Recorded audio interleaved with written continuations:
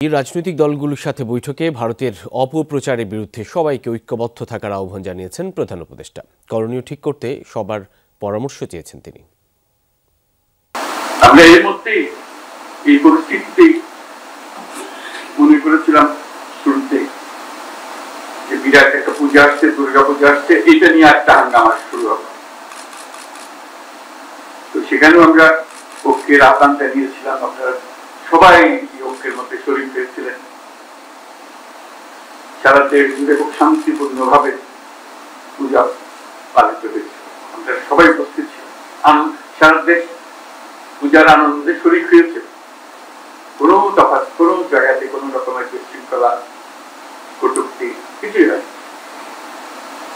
সেটাও অনেকের পছন্দ হয়। আর নতুন নতুন দেশে নতুন ভাবে চেষ্টা করেই যাচ্ছে। এখন যে চেষ্টার মধ্যে আমরা দেখছি চেষ্টা চলছে, সেটা বিশেষ একটা রূপ আছে। সেজন্য আপনাদের বিশেষভাবে আহ্বান